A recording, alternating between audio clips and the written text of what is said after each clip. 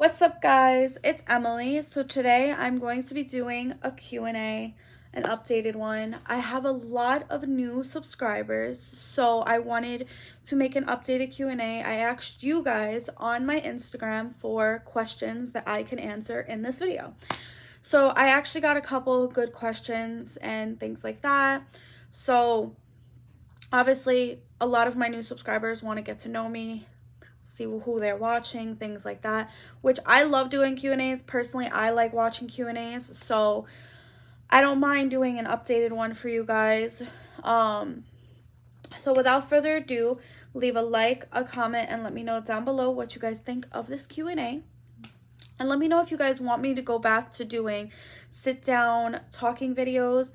I actually do miss talking in my videos.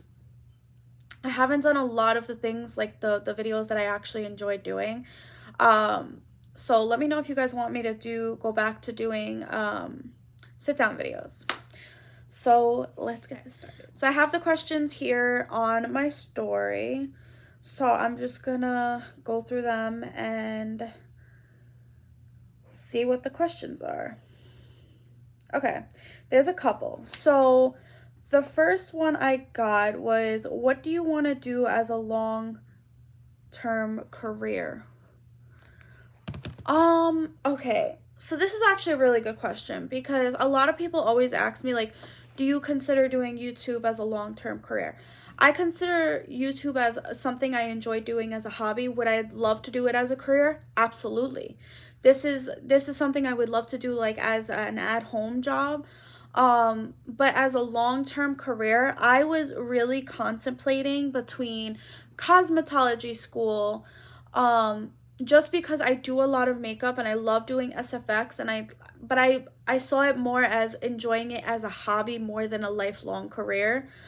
Honestly though, like with that question, I like there's things that I have interest in, like I do want to do like maybe some sort of medical school, but like take like drawing people's blood and like doing stuff like that. That's something that I could see myself doing long term, or doing like something like becoming a teacher, or like something with helping people, basically. Any way that I could help a person, whether it's medically, school, or like I would love to go to school for to become a school counselor or a therapist. Like these are things that I could think of like as for me as a person that I could see myself doing as a long-term career. But I think the one that I've been like really eyeing is doing like blood drawing and stuff. And honestly, like I feel like it's such a good path also. Like I get experience with the medical field, and the medical field is like such a big field that I feel like I'd have a lot of opportunity with that. So that's how I feel. But like with cosmetology, I love doing it. Do I see myself doing it as a long-term career? No. I enjoy doing it as a hobby, and I enjoy doing it as something I show you guys, like SFX and things like that. But I really would hope that my YouTube does take off one day. And that I would love to do this as a long-term thing. So it just really, I'm all over the place because I'm so indecisive. Like that's why I guess I haven't gone to college, because I just don't want to make a choice and then I'm unhappy. Okay, how do you handle period pain? Okay, that's a good question. So I guess with me, because I over the years, like I had such like a painless period, but as I got older, I've had such a painful period now, because of like my condition and stuff. If some of you guys may not know, I do have this condition, PCOS, and it has really messed with my menstrual cycle, where I could either have a period or no period at all. I feel like with the pain though, I feel like I have a good tolerance and a good grasp now of how I handle it. So the best way I usually handle it is taking a hot shower. And I usually like to like, cause I could take off my shower head. I usually like to like put the water near my belly or like my back, my lower back, because I suffer so badly with back pain and like front stomach pain because of like the cramping. So that's one way I usually like to handle pain, and I usually like usually try to like hold off on taking any like Midol or Paparin, but typically those are like my go-to um medications to subside my pain, because I do suffer really badly with pain. Some days I just like try to strive through it and I just lay in bed all day. But my typical thing, like if I'm not taking like Midol or Paparin or anything to help with like period pain, I usually go lay with like a heating pad or like some sort of thing to like heat to the stomach. I usually wear loose clothes. I usually take hot showers, and I usually like I love wearing loose clothes, especially when I'm on my period, because when you're wearing tighter clothes, it's just very uncomfortable, especially like if something's like hurting your stomach. I usually wear a little tighter underwear though, to keep like what I use in place so that I don't have to keep getting up and readjusting myself. But that's basically how I usually typically take care of period pain. Okay, the next question. Would you ever quit YouTube? I feel like I've got this question so many times in Q&As. I would never, honestly, legitimately speaking, I am a small YouTuber, yes. I am not where a lot of these YouTubers are, but I don't think I would ever quit doing it. It's something that I've always wanted to do. I've always loved like talking to people. I loved always like giving my advice and like recording myself, if that makes sense. I've always liked to capture memories. And a lot of my channel is like something where I could be myself. I feel like for a very long time, for a very long time, I've had like an identity crisis where I felt like I couldn't be like myself to certain people. And I feel like YouTube helped me find myself and like let me let me grow into the person that I always wanted to be. And I know that may sound silly, but I feel like I found myself a little more, and like hobbies that I actually thought I could never do that I actually could do. So I definitely feel like I found myself a lot through YouTube, and I feel like YouTube is such a great platform that I really like enjoyed like capturing memories and like videos that I do with my mom or my family or my boyfriend. Like these are things that I'm gonna hold together forever. Even if I quit like in a week from now, I would not deactivate my YouTube, because these are videos that I've worked hard on. These are videos that I have memories with people. So even with myself, I feel like I've grown, and I've went through a lot of like things in my life since I've started, and I feel like I showed a lot of that to you guys, where I expressed what was going on in my life. And I have such amazing supporters that I just feel like a sense of comfort when I'm filming, if that makes sense. So I don't think I would ever quit YouTube. Oh, it took me to my camera. Okay, next question. How many exes do you have? Wow, this is the first time I actually ever got asked this. So generally speaking, I don't consider when I was younger those people my exes, because I was literally like 12, 13, 14 years old. So I did date two people when I was between the ages of 13 and 14. And I'm not even going to say it was dating. It was puppy love. And I feel like at that age, I just wanted to be with somebody, but it wasn't with those people. Like they weren't even my type. They weren't nothing I was looking for. They had nothing that I like they had nothing in common with me. I feel like at that age I was very like vulnerable, and like I just didn't like the choices I had made. But at the end of the day, it's like, do I regret it. No, I feel like everybody's life choices is based off how you guys just do it. You know, at the end of the day, it's like, at the end of the day, I considered it puppy love. They could have considered it whatever they wanted. Like I said, it wasn't nothing serious. I was 13 at that age. I did not look at anything serious in life. But Matt is like my first love, like my first legit relationship that I took as serious as possible, because obviously me and Matt have been together for almost 8 years now, so this is a very serious relationship that I consider. Yes, we started dating when we were young, but we've been going strong for 8 years, so that's one relationship that I do consider a serious relationship. The other relationships I don't consider a relationship. So I don't consider them exes. I just consider them people of interest that thought I was interested in, or they were interested in me. So that was it. First heartbreak story.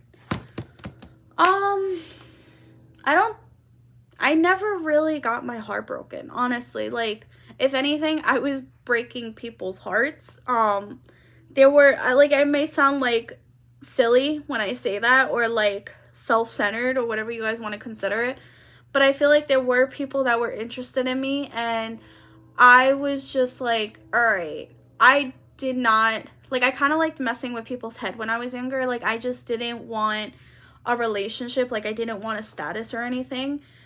So I never really got my heart broken. I could say, like, a heartbreaking time in my life was between the years of 2012. No. Yeah, about 2012, 2014 were the most heartbreaking years of my life. Not because of a relationship, though. Because of things that were happening in my life. So, yeah, I never had my heart broken. Like, don't know what that feels like. So I can't really tell you guys a story, because, like I said, the people that I were interested, or they were interested in me, I did not take it seriously. So I was young. I didn't care much about it. I didn't cry and go, oh my God, they broke my heart. My 13-year-old itty-bitty heart. No, I did not do all that. I just kept it moving. That was it. At that age, I didn't take anything seriously. So, that's just me. All right. When do you plan on starting fertility? Start on your fertility journey. This might be somebody that obviously has been watching me for a while. So basically with my fertility journey, I plan on starting like fertility treatment sometime next year, but I'm not going to try for a baby until I'm actually settled in my own place, and I want to focus on taking the fertility treatment before actually trying, if that makes sense. So yeah, I don't want to get emotionally, like, my hopes up and things like that. I want to be like positive. Like, I'm obviously going to be positive during that time, but I don't want to be like emotionally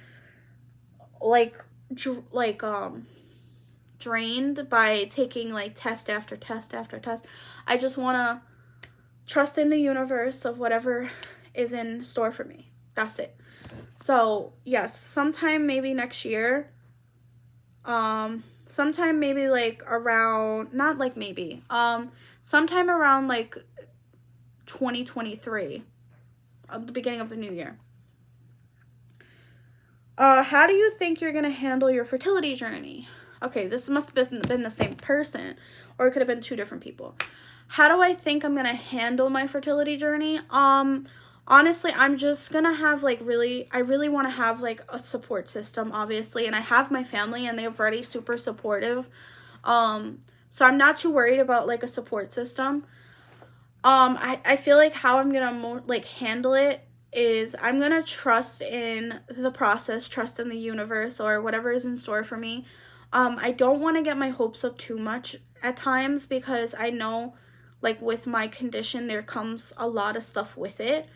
So I don't want negativity, and I don't want people like trying to mess with my head. Like, oh, they'll say something, just like a triggering thing that could trigger me. I how I think I'm going to handle it emotionally, I really can't tell you right now because I have to be actually in the situation to know. I feel like emotionally though, I may be emotionally like sad sometimes or emotionally amazing. Like I can't really tell you guys like, but I feel like my emotions are going to be at a high and sometimes they're going to be very low. So that's the only thing I could say. How I feel like I'm going to handle it physically though, I feel like I'm going to handle it like with open arms. Like I feel like I'm just going to do everything I can to be healthy. Like not that I'm not trying now to be healthy, but I feel like I'm going to try everything in my power to help my body to the point where it needs that extra boost, I guess you could call it. What's your relationship status? I am very much so long-term relationship, settled. Me and my boyfriend live together. He lives with me and my parents. We are planning on buying an apartment or eventually down the line a house. So we are very much like long-term. We've been together for almost 8 years. But yeah, that is my relationship status. It has been the best 8 years of my life. How old were you when you had your first kiss? Matt was my first kiss. So my first serious relationship was Matt. So Matt was my first kiss. And obviously, I did not know how to kiss for anything. And me and Matt always talk about the story of like my first kiss with him because I really did not know how to kiss anybody. Obviously, I never experienced kissing with anybody. So he was the only person that I have ever kissed, and it was such like a funny, like he always tells me like, well, I noticed it too when me and him like first kissed. I was going like this. So it was horrid, like, but obviously that didn't stop him from dating me and things like that. So the age that I got my first kiss though, I think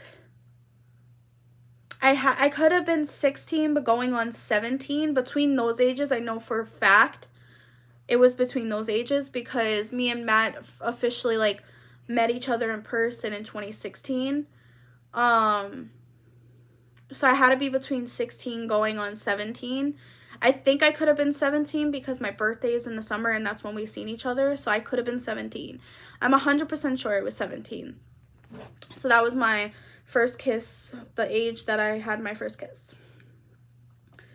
Do you have any goals for your relationship? With me and Matt, I feel like we always have goals. Like we're always talking about the future. We're always talking about present time goals. Right now for us, like our main goal is to get our real true goal this year going into next year is trying to get a house instead of an apartment. That is our genuine real goal. And I think once that happens, our next goal is going to be starting a family. Obviously marriage is something that's on Matt's choice, like when he decides to propose and stuff. Like I told him, like we've been together for 8 years.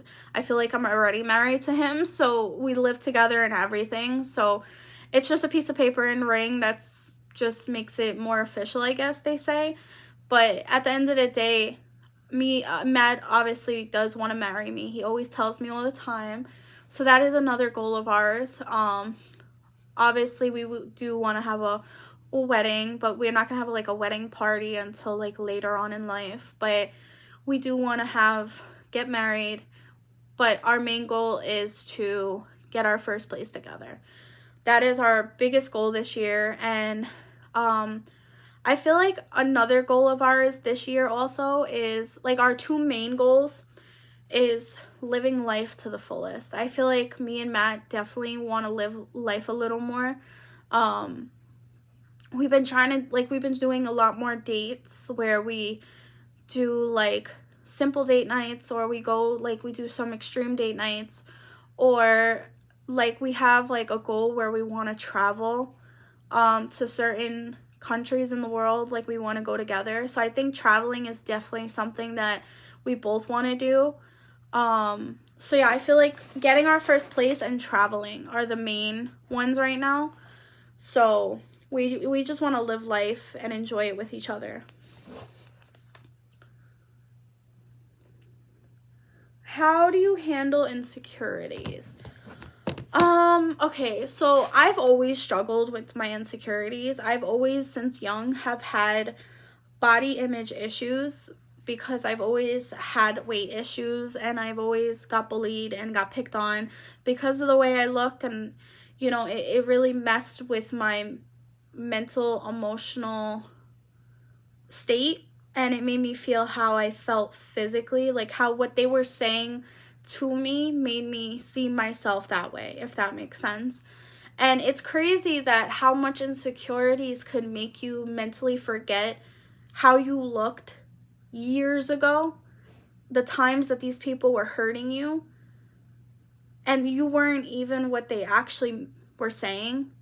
And then, like, now, like, because of all those insecurities, it made it, like, tough for me, because when all those insecurities happened, I obviously was emotionally eating and stuff, and I had gained a lot of weight through the years. I feel like with the whole how I handled it is I stopped letting people treat me the way they think they can. I stopped letting people thinking the way they could talk to me.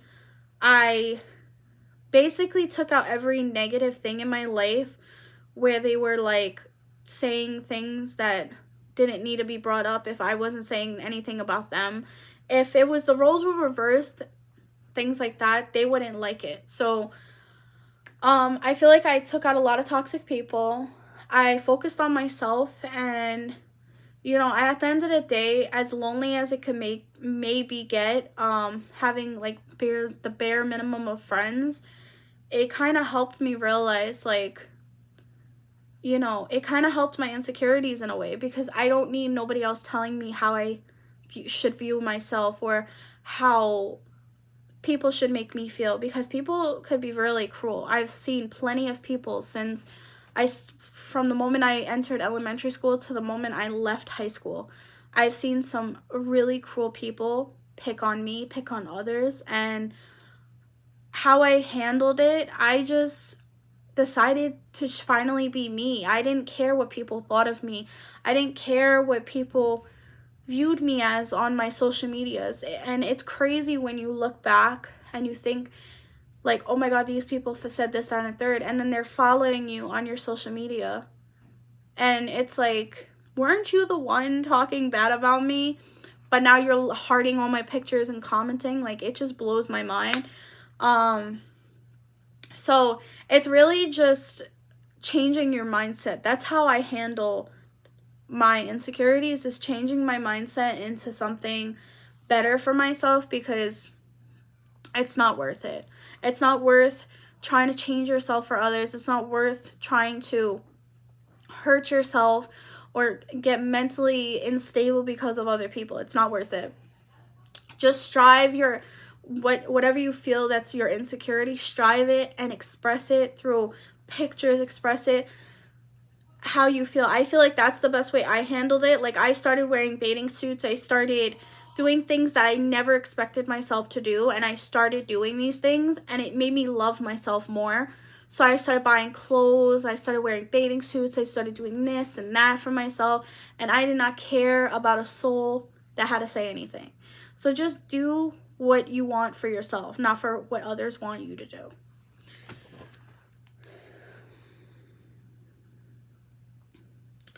Okay, I think we got 2 more questions, so I'll cover these next 2 questions, and then this will be the end of this video. What's one thing you would change about yourself? Honestly, I wouldn't change anything. And the reason why is because I feel like we are brought into this world the way we were supposed to be brought into this world, the way we look, the way we grow up, the way our bodies are evolving. I feel like if you decide to, like, change get some sort of plastic surgery, and there's nothing wrong with that. But if you decide to get plastic surgery or just change yourself to fit in or whatever the case is, I feel like, me personally, I wouldn't change myself because I came from both my parents, and they made me for me, and my personality just bloomed through social society and things like that. And I have my personality because of this is just who I am.